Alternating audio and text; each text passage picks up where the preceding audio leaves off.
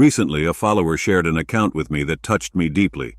He is trapped in the cycle of pornography addiction and doesn't know how to escape.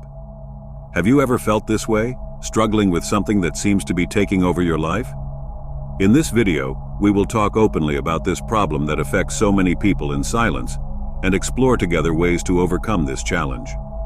I've been reflecting a lot on my own challenges with porn addiction, and I often wonder how to overcome them. The answer, although difficult, seems quite simple: abstinence. I decided to go through a period of not consuming pornography, perhaps even eliminating it completely or significantly reducing the amount.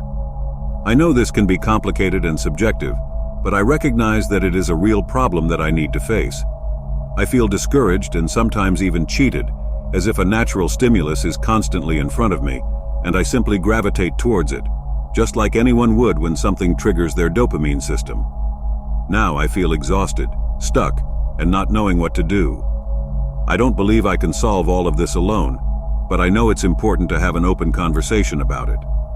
I notice that my dating behavior has changed, with apps offering immediate availability of potential partners, but where true contact and sexual interactions in the real world have diminished.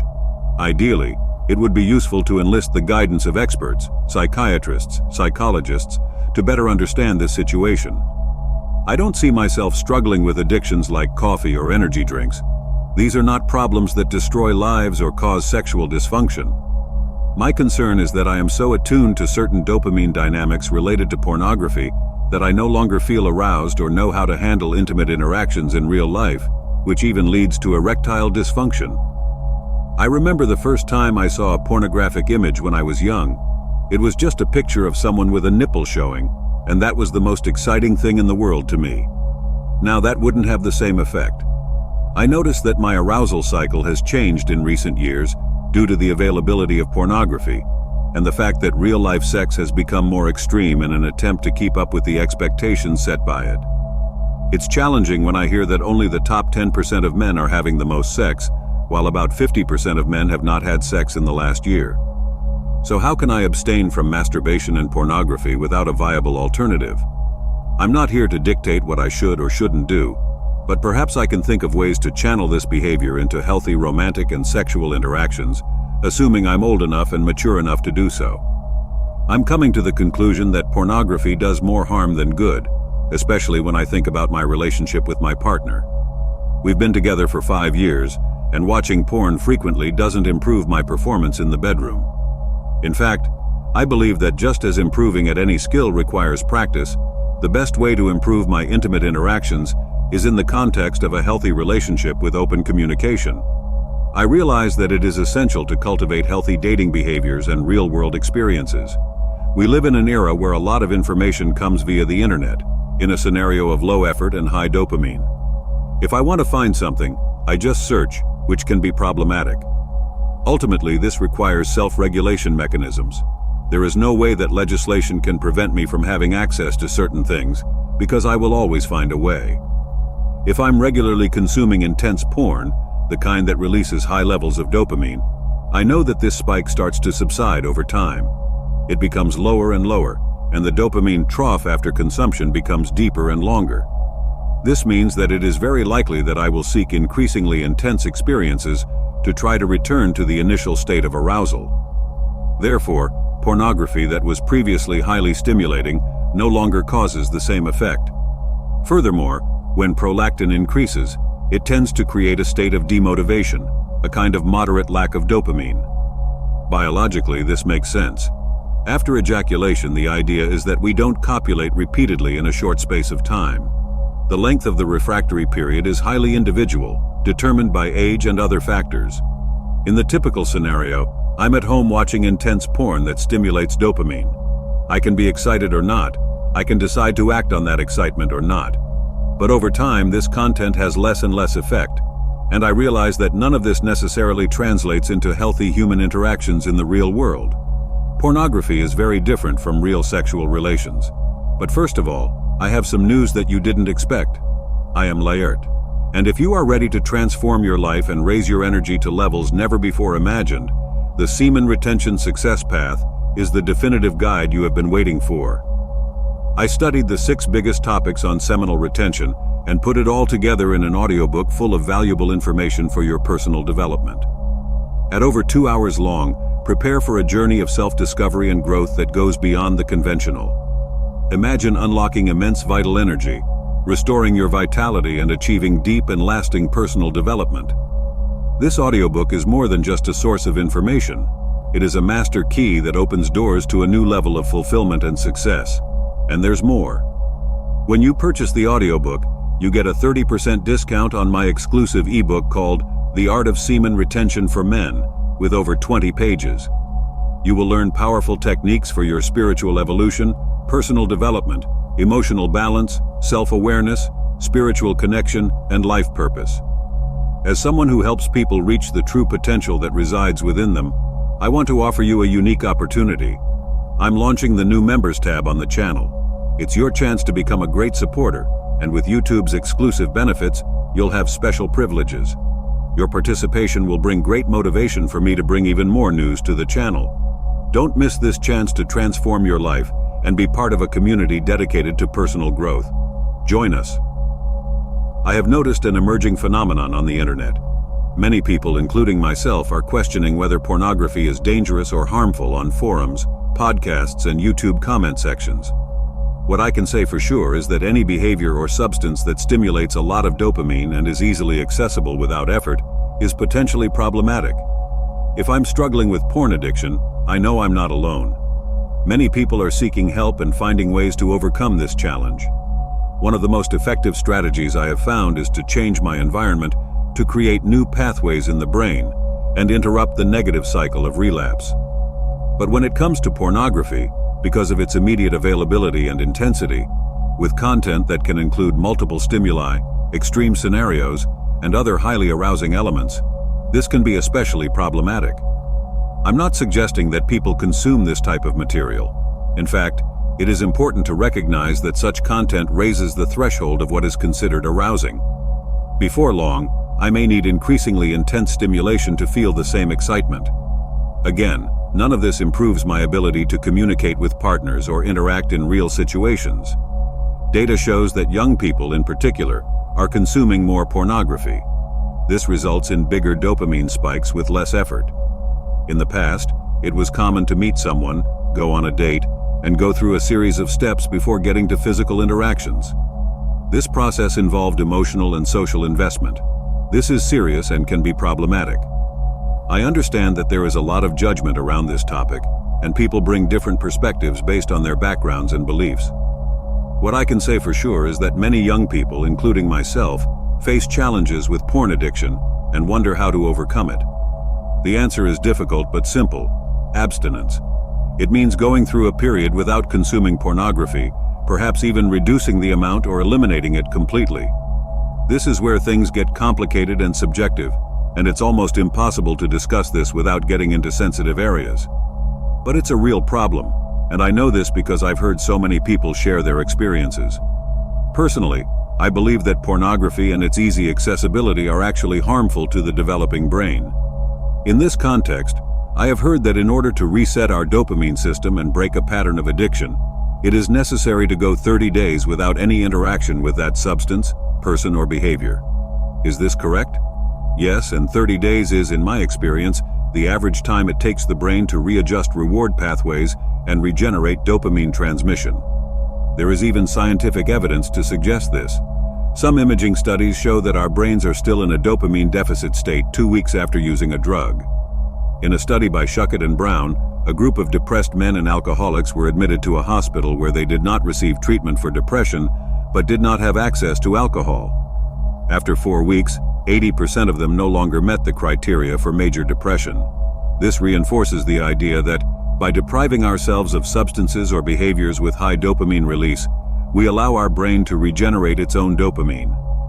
The chemical balance is restored, and we can enjoy other things again.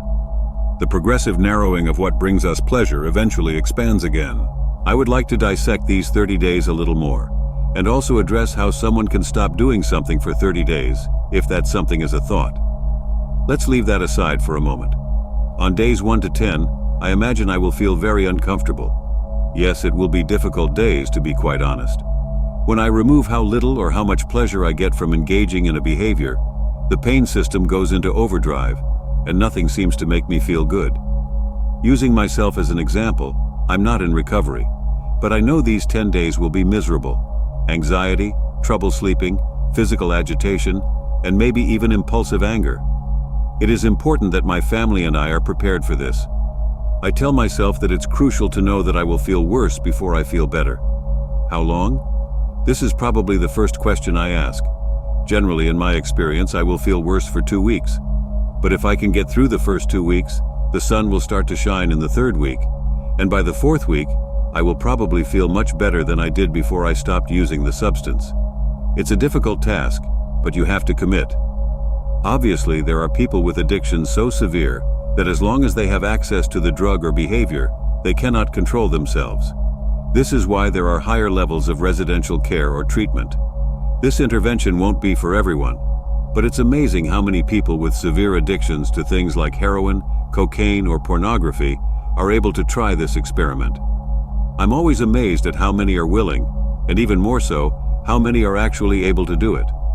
Sometimes that little push is just what we need, and the reward is knowing there's a better life waiting for us. In a month we may realize that we can feel better, and that there is another way. It sounds difficult, but it is doable for most people, although not everyone. Returning to the category of people who cannot do this alone, it is important to recognize that some need additional help. Then, from days 21 to 30, I start to feel better. The sun starts to appear, as I mentioned. This translates into the narrative I've created here and is supported by biology. Dopamine starts to be released in response to simple things, like the taste of a really good cup of coffee, for example. Previously, this release only occurred with addictive behavior. Coffee can also be addictive, but I'll leave that aside for now. I feel like coffee has an internal consumption limitation mechanism, where at some point, I simply can't drink anymore. Maybe I'm wrong. Excuse me, caffeine addicts, while I hold my mug. On days 21 to 30, I have observed many people going through addiction treatment. I spent a lot of time in these environments researching. I have friends in this community. I'm close to it. What I'd like to discuss in this context is, what kinds of things really help people I know who are addicted? What really works? And are there certain people for whom this is useless? I don't like to keep the conversation in this tone, but I wouldn't be being realistic if I didn't ask. Is it impossible? Are there people who simply won't be able to give up substance use or addictive behavior, even if they really want to? Yes, some people may not be able to overcome their disease of addiction. I think conceptualizing this as a disease is a useful framework. There are others we could use, but given the physiological changes that occur in the brain with long-term use of hard drugs and what we know happens in the brain, it is reasonable to think of this as a brain disease. For me, the real window into accessing my compassion toward people who relapse repeatedly, even when their lives are so much better when they are abstinent, is to conceptualize this balance and the state of dopamine deficit, with the scales tipped toward the side of pain. Imagine that for some people, after a month, 6 months, or maybe even 6 years, their scale is still tipped toward the pain side. At some level, this balance has lost its resilience and its ability to restore homeostasis. It's almost as if the hinge on this scale is damaged. For someone who has never experienced an addiction, perhaps one way to conceptualize this is to imagine that I have an itch somewhere on my body. We've all been there. Whatever the origin, it is an intense itch. I can, if I really concentrate, go a long time without scratching, but the moment I stop focusing on not scratching, I end up scratching myself. Maybe I even do it while I sleep. This is what happens to people with severe addiction. This balance is essentially broken. Homeostasis is not restored despite sustained abstinence. They live with that constant attraction that never goes away. It is true that there are many people for whom the addiction disappears within 4 weeks, but in severe cases, this sensation is always there. It is persistent.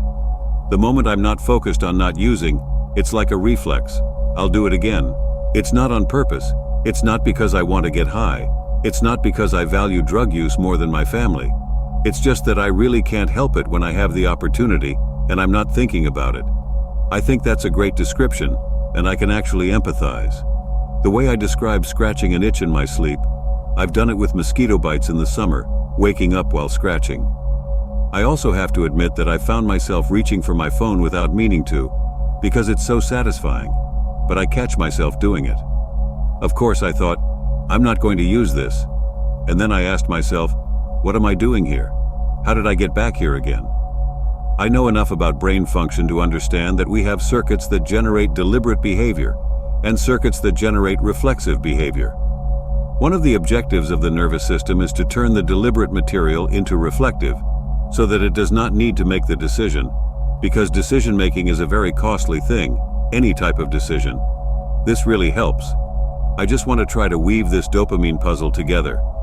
In the first phase of this 30 or 40-day detox, it's like a dopamine fast, right? Right. The first 10 days are miserable. In the middle 10 days, the clouds are there, some fragments of sunlight may appear, and suddenly the sun starts to appear, getting brighter and brighter. But why do I relapse not only after being fired or left by someone, but also when things are going really well? Is this an unconscious mechanism? I've seen this happen. I had a big victory. I have a friend who's a really impressive creative. I don't want to give away more than that. And he's fallen short by getting another incredible opportunity to create for the entire world. I thought, how could this happen?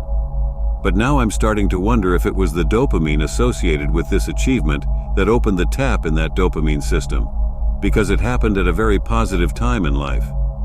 Yes, I raised an important point about triggers. Triggers are things that make us want to use our drug again. The main thing about triggers, whatever they are, is that they also release some dopamine.